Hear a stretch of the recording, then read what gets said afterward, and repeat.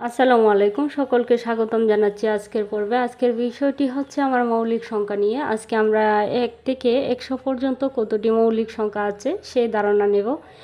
দেখো, তার আগে আমরা জেনে নেই মৌলিক সংখ্যা কাকে বলে।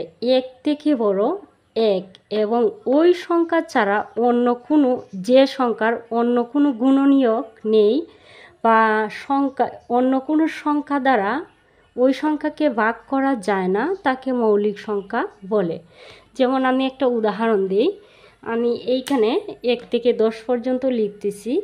1, 2, 3, 4, 5, 6। 6 পর্যন্তই লিখলাম। এ থেকে তোমরা ধারণা লাভ করতে পারবা। লিখে নিচ্ছি 7। আচ্ছা দেখো, আমি কি বলছি যে 1 এবং ওই সংখ্যা ছাড়া অন্য কোনো এর গুণনীয়ক নেই। 1 কিন্তু কোনো মৌলিক সংখ্যা নয়। দেখো, তোমরা 3টাকে যদি তুমি ভাগ দেও তাহলে 3টাকে তুমি ভাঙতে পারবা না। 3টাকে যদি তুমি ভাগ দেও, আচ্ছা 2 দ্বারাই ভাগ দিলাম, তাহলে দেখো 2 একে 2, অবশিষ্ট 2 একে 2, এটা হচ্ছে 2, তাহলে অবশিষ্ট কত থাকে? 1। তাহলে আমরা ভাগশেষ পাচ্ছি 1। তাহলে 2 দ্বারা আমি 3টাকে ভাগ করে ভাগশেষ পাচ্ছি 1। যার ভাগশেষ থাকবে সেটাই হচ্ছে মৌলিক সংখ্যা। দেখো, এর কোনো গুণনীয়ক নেই। তুমি 3 একে 3, 3 দুয়ে 6, 3 একে 3, 3 দুয়ে 6 পাচ্ছ, 3 তিরিকা 9। কিন্তু 3-এর কিন্তু কোনো গুণনীয়ক নাই, 3কে তুমি ভাঙতে পারছো না।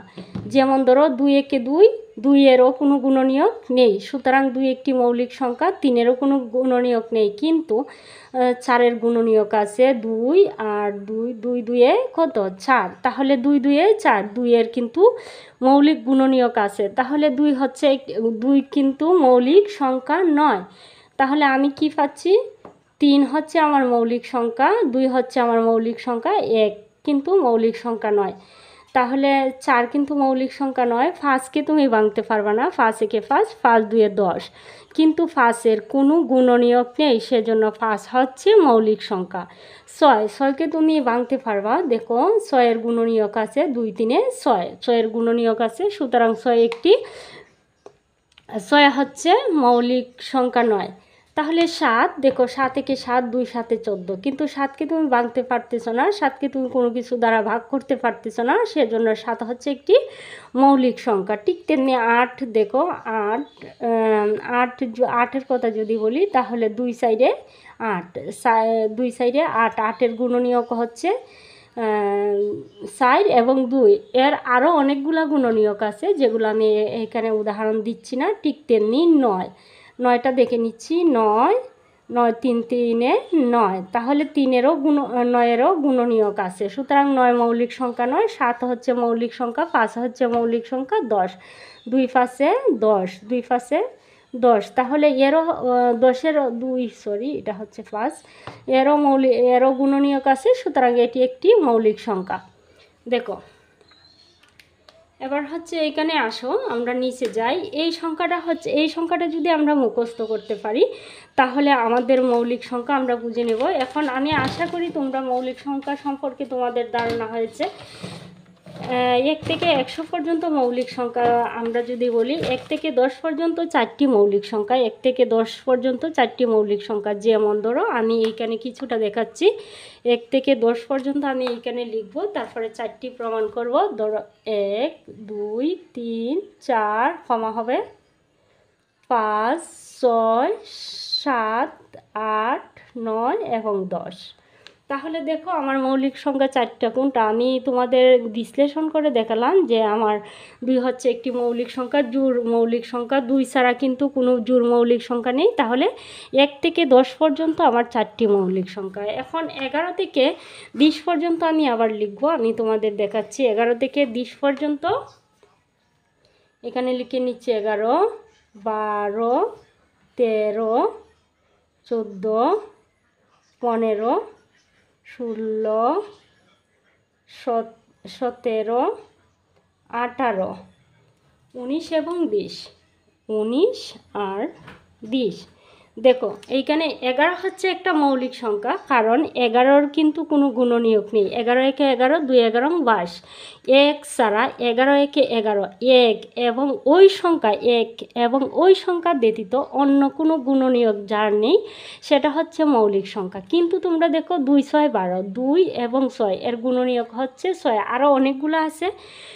তাহলে তাহলে 12 হচ্ছে একটি 12 কিন্তু মৌলিক সংখ্যা নয়, 11 হচ্ছে একটি মৌলিক সংখ্যা। তাহলে 13, ঠিক তেমনি 13-র কিন্তু কোনো গুণনীয়ক নেই। 13 একে 13, 13 একে 13, 2 13 26, 3 13 39, কিন্তু 13 এর কিন্তু কোনো গুণনীয়ক নেই। 13কে আমরা ভাঙতে পারছি না, সুতরাং 13 হচ্ছে একটি মৌলিক সংখ্যা। 14, 2 7 14, 2 7 14, তাহলে 14টা কিন্তু কোনো মৌলিক সংখ্যা নয়, তার গুণনীয়ক আছে। তাহলে 3 5 15, সেটাও মৌলিক সংখ্যা নয়। 2 8 16, 17 কিন্তু একটি মৌলিক সংখ্যা, সেটাকে তোমরা ভাঙতে পারবে না। 2 9 18, ঠিক তেমনি 19 এবং 20, 2 10 20, কিন্তু 19কে তুমি ভাঙতে পারতেছো না, সুতরাং 19 হচ্ছে একটি মৌলিক সংখ্যা। তাহলে 11 থেকে 20 পর্যন্ত 4টি মৌলিক সংখ্যা, 11 19 13 এবং 17, এই 4টি হচ্ছে মৌলিক সংখ্যা। 11 থেকে 20 পর্যন্ত 4টি মৌলিক সংখ্যা। তারপরে দেখো 20, 21 থেকে 21, 22 23 24 25 26 27 28 29 এবং 30।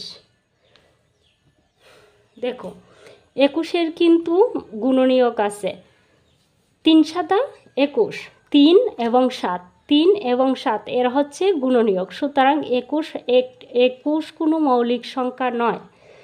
22, 2 11, 2 এবং 11, 22-এর গুণনীয়ক হচ্ছে 2 এবং 11, তাহলে 2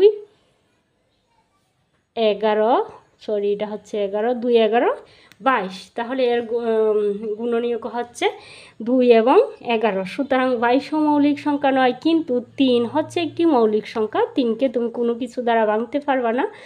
তারপরে 2 12 24, 2 12 24, 5 5 25, ঠিক তেমনি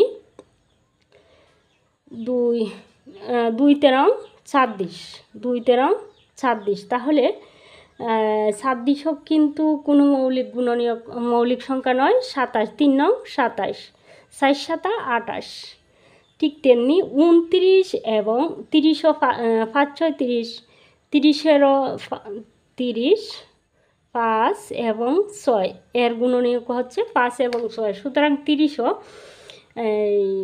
মৌলিক সংখ্যা নয়।